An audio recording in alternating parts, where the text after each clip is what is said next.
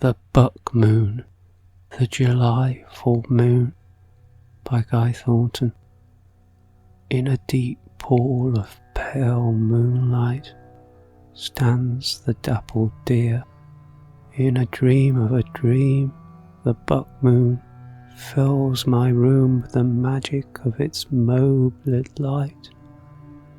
In the sudden silence after the chimes at midnight, the moon whispers my name. The moon calls me. How sweet it seems to walk out into the moonlight with no thought of return, to live amongst the green shadow of the woodland's ancient trees, to hear the nightingale keening in the depths of the darkness, and then hear no more. It is then I see the deer, whiter than the moon itself, deep in the depths of the darkling wood, alone in a clearing. The thistledown and the delicate seeds of the willow herb rise, like slow wood smoke from the buck's velvet-covered antlers, and I can feel the horns pushing through the skin on the sides of my head. I am feeling the moonlight on my sleek flanks, smelling the heady sweetness of the honeysuckle. Heavy moths stumble through the syrup-thick summer air, seeking the sweetness of the night's flowers, the golden woodbine and the scrambling eglantine. The bright stars circle the hypnotic moon. They call it the rose moon. And then a star falls, a meteor falling in flame into the heart of the forest.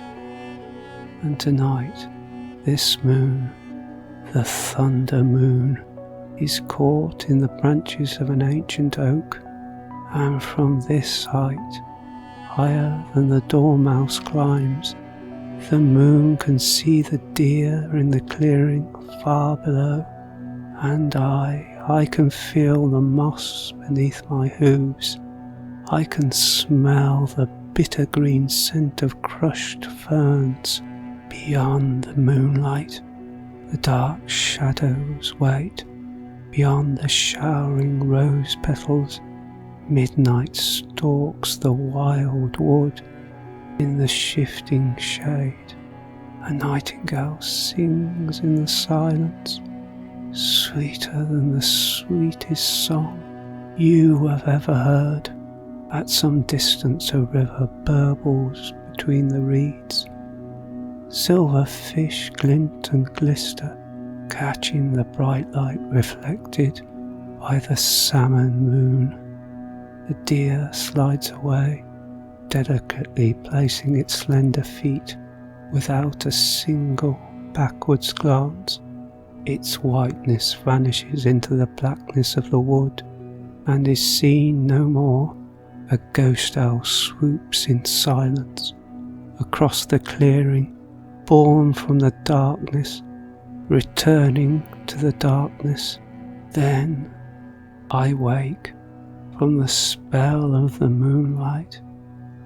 The buck moon sets, the berry moon falls below the horizon, the rose moon is gone once more, the hay moon lost in the woods, the wort moon silvers the flowers of the St. John's wort, and is extinguished.